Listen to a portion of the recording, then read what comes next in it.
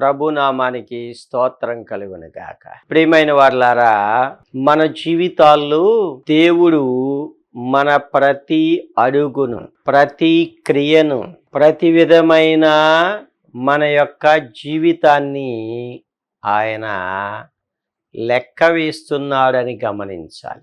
ఆదాము నుండి ఎంతమంది పుట్టారో వాళ్ళందరూ చనిపోక తప్పదు.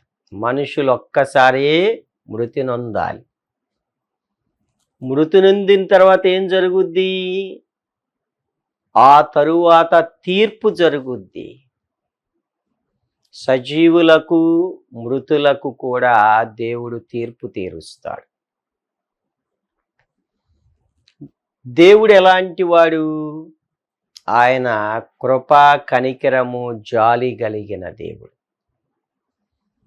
దేవుడు మనల్ని ఆయన లెక్క చూస్తూ ఉన్నప్పుడు, త్రాసులో మనల్ని చూస్తూ ఉన్నప్పుడు ఆయన యొక్క సరిహద్దుని నువ్వు ఎన్నడూ దాటకూడదు. త్రాసులు తక్కువగా కనపడ్డావు అనుకో, తీర్పుని తప్పించుకోలేవు.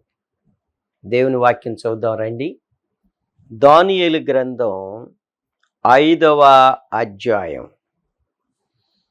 24వ వచనం. దానియేలు గ్రంథం 5వ అధ్యాయం 24వ వచనం. కావున ఆయన ఎదుట నుండి ఈ అరచేయి వచ్చి ఈ వ్రాతను వ్రాసెను. వ్రాసిన శాసన మీదనగా, దేవుడు రాసింది ఏంటి? శాసనం. ఆ శాసనం ఈ లోకంలో ఉండ ఏ రాజు శాసనం కన్నా బలమైనది, ఏ రాజు శాసనం కన్నా శక్తివంతమైనది. ఆయన శాసనం నెరవేరకుండా, అమలు పరచబడకుండా ఉండదు. ఏమంటున్నాడు? మేనే మేనే టెకెల్ ఉఫార్సిన్. ఈ వాక్య భావమేమనగా, మినే అనగా దేవుడు నీ ప్రభుత్వ విషయములో లెక్క చూచి దాని ముగించెను. టేకెల్ అనగా ఆయన నిన్ను త్రాసులు తూచగా నీవు తక్కువగా కనబడితివి. పెరెస్ అనగా నీ రాజ్యము నీ యొద్ద నుండి విభాగింపబడి మాదీయులకును పారసీకులకును ఇయ్యబడును. లెక్క చూచి దానిని ముగించేశాడు. ఆయన నిన్ను త్రాసులు తూచగా తక్కువగా కనపడ్డావు. రెండవది, పెరెస్ నీ రాజ్యం విభాగింపబడింది. ప్రియమైన వారలారా, మన జీవితాల్లో జాలి కలిగిన దేవుడు, కరుణ కలిగిన దేవుడు, కృప కలిగిన దేవుడు. ఆయన నిత్యము కోపించే దేవుడు కాదు. ఆయన మనతో వ్యాజ్యమాడే దేవుడు అంతకన్నా కాదు. ఎవరు దేవుడు?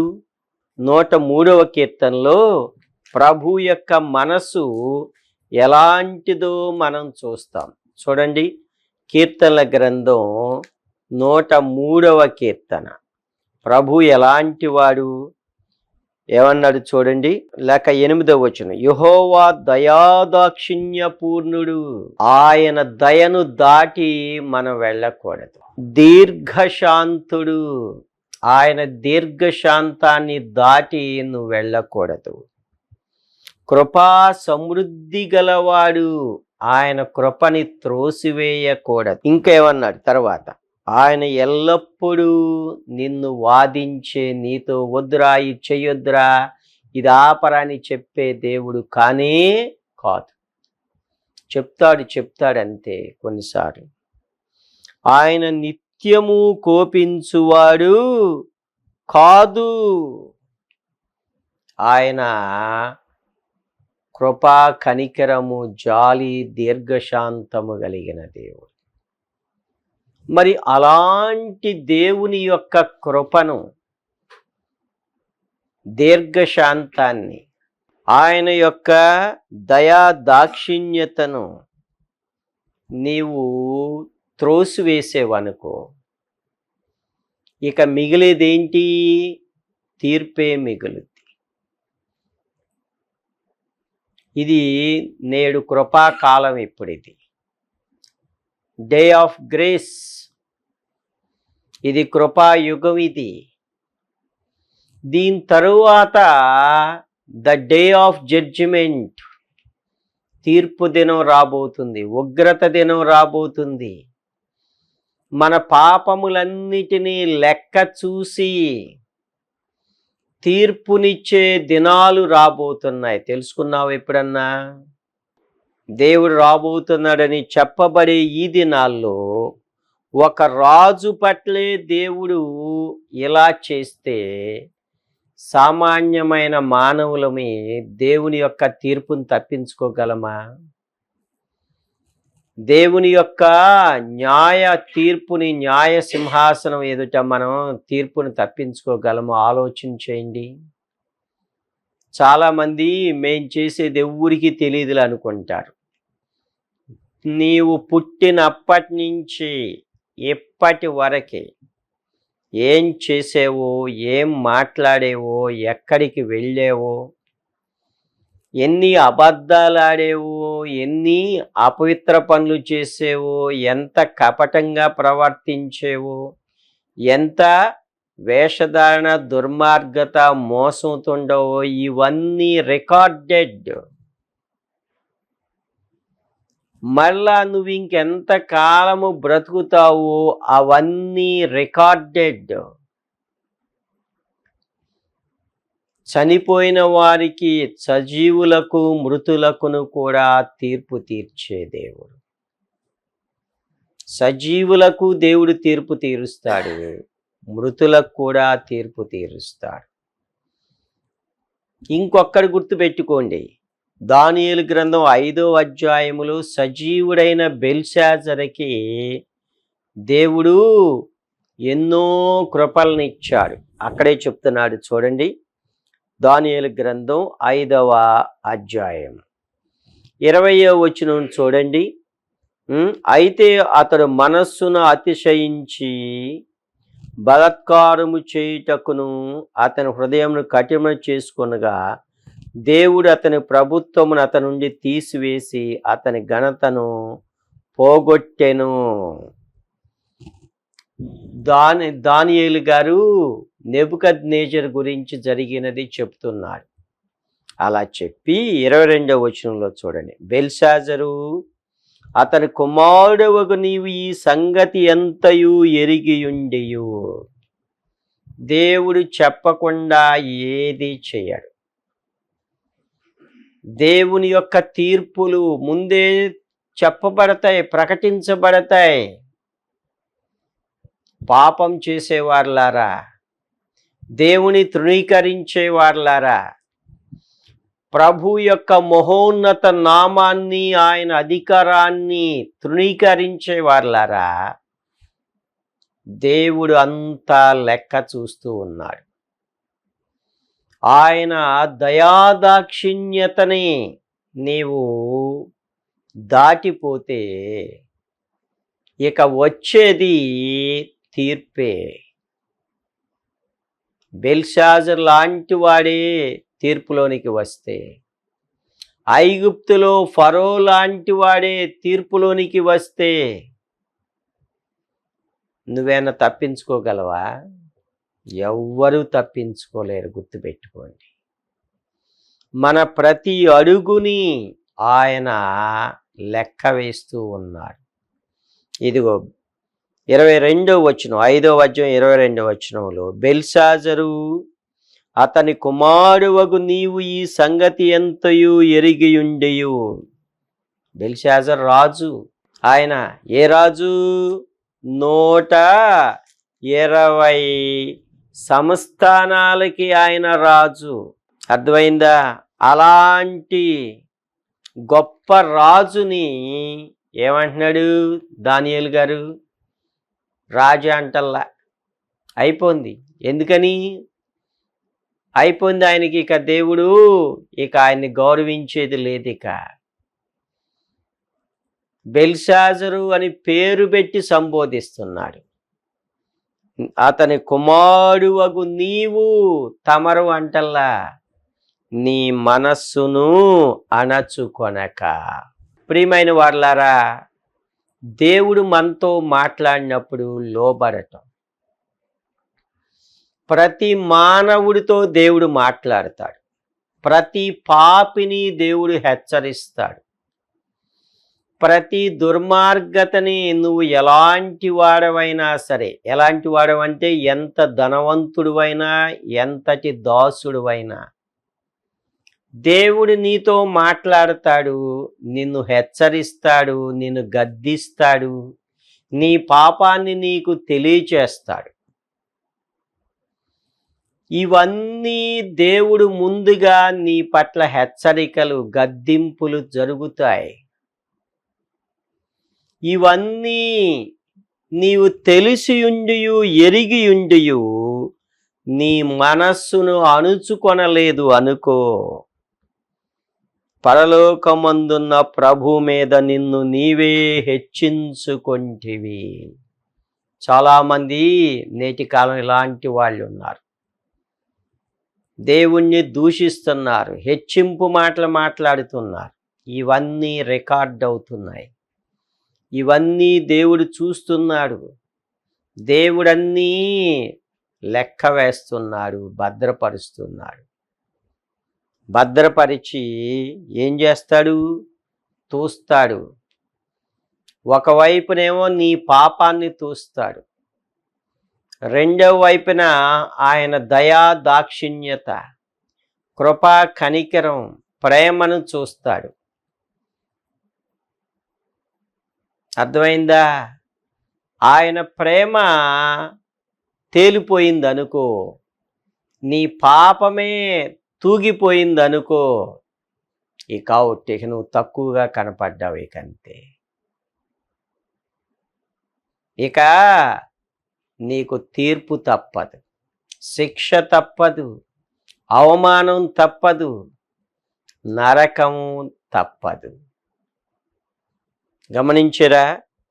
సజీవమైన రాజుకి దేవుడి ఈ భూమి మీదే గొప్ప తీర్పు తీర్చాడు. అలాంటి రాజే తీర్పు నుంచి తప్పించుకోలేకపోతే మరిక నీలాంటి వాడు, నాలాంటి వాడు అని తప్పించుకుంటాడా? ఎవ్వరూ తప్పించుకోలేరు. గమనించరా? ఏమంటున్నాడు చూడండి ఇక్కడ, నీ మనస్సును అణుచుకొనక పరలోకమందున్న ప్రభు మీద నిన్ను నీవే హెచ్చించుకొంటివి. దేవుడు చూస్తున్నాడు. దేవుని యొక్క దృష్టి నుంచి నువ్వు తప్పించుకోలేవు. చాలామంది దేవునికి ఏమి తెలుసు అనుకుంటారు. దేవునికే అంతా తెలుసు, మనకి కొంతే తెలుసు. దేవుడు అంతా బెల్షాజర్ని పుట్టినప్పటి నుంచి ఆ క్షణం వరకే దేవుడు కాపాడుకుంటూ తప్పించుకుంటూ జాలి చూపుతూ వచ్చాడు.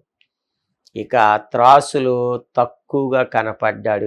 ఏమాత్రం కనికరం చూపటానికి ఇక వీల్లేదు. అక్కడ ఏమాత్రం జాలి చూపటానికి, తప్పించటానికి వీల్లేదు. ఇక ఏమొచ్చింది? న్యాయమైన దేవుడు, నీతిగల న్యాయాధిపతి, సత్యమైన దేవుడు తీర్పులోనికి వస్తాడు, కానీ తీర్పు తీరుస్తాడు. కంతే. కనుక నీవు ఎవరివైనా, ఎంతటి గొప్పవాడివైనా, లేకపోతే ఎంతటి దాసుడివైనా, దేవుడు మనలను చూస్తాడు, లెక్క వేస్తాడు. దానికి తగిన ప్రతిఫలం, శిక్ష, తీర్పు ఉన్నది అని తెలుసుకోండి. నేటి కాలంలో క్రీస్తు ప్రభుని ఎదిరించేవారు ఎక్కువయ్యారు. ఇష్టానుసారంగా జీవించేవారు ఎక్కువయ్యారు. బలాత్కారం ఎక్కువైపోయింది. పాపం పెచ్చుమీరిపోతుంది. మరి ఇలాంటప్పుడు దేవుని యొక్క తీర్పులు ఎలా ఉంటాయి? ఆదికాండం చూడండి, 6వ అధ్యాయం చూడండి, 13వ వచనం. దేవుడు నోవహుతో, సమస్త శరీరుల మూలముగా భూమి బలత్కారముతో నిండియున్నది గనుక నా సన్నిధిని వారి అంతము వచ్చి ఉన్నది. ఇదిగో వారిని భూమితో కూడా నాశనము చేయుదును. దేవుడు చూస్తూ ఒక్క నోవహుతోనే చెబుతూ ఉన్నాడు. ఎందుకని? ఇంకెవ్వరితో చెప్పలే, నోవహుతోనే. ఎందుకని? నోవహు నీతిపరుడు, దేవునితో నడిచినవాడు, దేవుని కృపను పొందినవాడు. అదే ఇంకా చూడండి, 6వ అధ్యాయం 11వ వచనం. భూలోకము దేవుని సన్నిధిని చెడిపోయి ఉండెను. భూలోకం అంతా. తర్వాత ఏమండి? దేవుడు భూలోకమును చూచినప్పుడు అది చెడిపోయి ఉండెను. భూమి మీద సమస్త శరీరులు తమ మార్గమును చెరిపివేసుకొని ఉండెరి. ఇక్కడ కూడా అంతే, దేవుని కృప దాటిపోయింది. దేవుని యొక్క ప్రేమ దాటిపోయింది. ఆయన కనికరము, వాత్సల్యత, జాలి, కరుణ, కటాక్షం దాటిపోయింది. ఇకేమొస్తుంది? దేవుడు చూస్తున్నాడు. చూచిన దేవుడు ఇక ఒక్క నోవహుతోనే మాట్లాడాడు. ప్రపంచం అంతా చెడిపోయింది, ఒకే ఒక్క నోవహు, అతని 3 కుమారులు, కోడండ్రు, అతని భార్య మాత్రమే విశ్వాసము ద్వారా రక్షింపబడ్డారు. వాళ్ళతోనే దేవుడు మాట్లాడాడు. దేవుడు వచ్చి ఒక్క నోవహుతోనే మాట్లాడాడు. ఎందుకని? ఈ ప్రపంచానికి సువార్త ఆ కాలంలో చెప్పింది నోవహే. 120 సంవత్సరాలు చెప్పాడు. గమనించరా? కనుక దేవుడు చెప్పకుండా ఏది ఆయన చెయ్యాడు. ఆయన చెప్పి చేస్తాడు. ఈ బెల్షాజర్ జీవితంతో కూడా పరిస్థితులు అంతే. దేవుడు బెల్షాజర్కి చెప్పాడు. చూడండి, ఏమన్నాడు ఇక్కడ 23వ వచనంలో చివరి భాగం ఏమన్నాడు? నీ ప్రాణమును, నీ సకల మార్గములను ఏ దేవుని వశములో ఉన్నావు, ఆయనను నీవు గణపరచలేదు. ఎవరి వశంలో ఉన్నాయి? నీ ప్రాణమును. గమనించరా? నీ సకల మార్గమును. నీ ప్రాణం, నీ సకల మార్గాలు, నీ రాజ్యం, నీ ఆస్తి అంతా ఎవరి వశంలో ఉన్నాయి? సర్వాధికారి అయిన దేవుని వశంలో. మనకు కూడా అంతే. మన ప్రాణం, మనకున్నవన్నీ, నీ ఆస్తులు, నీ సమస్తం నీవి కాదు, దేవుని వశములో ఉన్నాయి. ఆయన ఏదైనా చేయగలిగిన దేవుడు. ఆయనను నీవు గణపరచలేదు, తృణీకరిస్తున్నావు. దేవుని వాక్యాన్ని, దేవుని సత్యాన్ని, దేవుని సువార్తని, ప్రభు యొక్క రక్షణని, ప్రభు ఇచ్చే పాప క్షమాపణని, శిలువ బలియాగాన్ని తృణీకరించావు అంటే ఇక నీవు త్రాసులో తక్కువగా కనపడతావు. ఇకంతే. దేవుడు చెప్పకుండా ఏది చెయ్యడు. నేటి దినాల్లో కూడా దేవుని యొక్క తీర్పు ఉందని చెప్తున్నాం, ఉగ్రత దినం ఉందని చెప్తున్నాం, ప్రభు రాబోతున్నాడని చెప్తున్నాం. యేసు ప్రభు ఒక్కడే శిలువ మీద మన పాపముల నిమిత్తం ప్రాయశ్చిత్తం చేసిన దేవుడు. ఇదే సువార్త. మన పాపములను తీసివేయగలిగిన దేవుడు యేసు ప్రభు ఒక్కడే. పాపము ద్వారా వచ్చు మరణం తప్పించగలిగింది యేసు ప్రభు ఒక్కడే. దేవునికి నరులకును మధ్యవర్తి అయిన క్రీస్తు ప్రభు ఒక్కడే. పాపులను రక్షించటానికి క్రీస్తు ప్రభు ఒక్కడే శిలువ బలియాగం. అమూల్యమైన శిలువ రక్తాన్ని కార్చిన వాడు యేసు ప్రభు ఒక్కడే. పరిశుద్ధ రక్తము ద్వారానే పాపములకు ప్రాయశ్చిత్తం, క్షమాపణ ఇంకా దేని ద్వారా లేదు. యేసు ప్రభు ఒక్కడే నీ పాపాన్ని గురించి చెప్పే దేవుడు. నీవు పాపివని చెప్పే దేవుడు యేసు ప్రభు ఒక్కడే. నీ పాపాలకి నా యొద్ద క్షమాపణ ఉందని చెప్పే దేవుడు కూడా యేసు ప్రభు ఒక్కడే. పరలోక రాజ్య భాగ్యాన్ని ఇస్తానని చెప్పిన దేవుడు యేసు ప్రభు ఒక్కడే. ఇలాంటి ప్రకటించిన దేవుడు, ఇలా చేసిన దేవుణ్ణి నీవు బెల్షాజరు వలె తృణీకరించావనుకో, నీవు త్రాసులు తక్కువగా కనపడతావంతే. అర్థమైందా? తెలుసుకోండి. దేవుని వ్యతిరేకించేవారులారా, సత్య దేవుణ్ణి విసర్జించి వ్యతిరేకించి ఏ మాటలు పడితే ఆ మాటలు మాట్లాడేవారులారా, బెల్షాజరు ఎలా తప్పించుకోలేదు, నీవు తప్పించుకోలేవు. ఇదిగో దానియేలు గ్రంథం 5వ అధ్యాయములో ఏమంటున్నాడు ఇక్కడేక, కావున ఆయన ఎదుట నుండి, ఎవరి దగ్గర నుంచి వస్తుందో తీర్పు? మనుషులు కాదు తీర్పు తీర్చేది. న్యాయాధిపతి అయిన దేవుడు, సర్వాధికారి అయిన దేవుడు, రాజులకు రాజు, ప్రభువులకు ప్రభు, మహాగణుడు, మహోన్నతుడైన దేవుడు, అత్యున్నత సింహాసనమందు ఆసీనుడైన దేవుడు. ఆయన శాసనాన్ని పంపుతాడు. కంతే. అర్థమైందా? ఇలా జరిగిన తరువాత బెల్షాజరు ఏమవ్వాల్సింది? ఆహాబు రాజు వలె పశ్చాత్తాపం పొందాల్సింది. కానీ బెల్షాజరు అలా చేయాల. మొదటి రాజుల గ్రంథం 21వ అధ్యాయము 23వ వచనం, మరియు యెజెబెలును గూర్చి యెహోవా సెలవిచ్చినదేమనగా, యెజ్రెయేలు ప్రాకారం యొద్ద కుక్కలు యెజెబెలును తినివేయును. పట్టణమందు చచ్చు ఆహాబు సంబంధికులను కుక్కలు తినివేయును.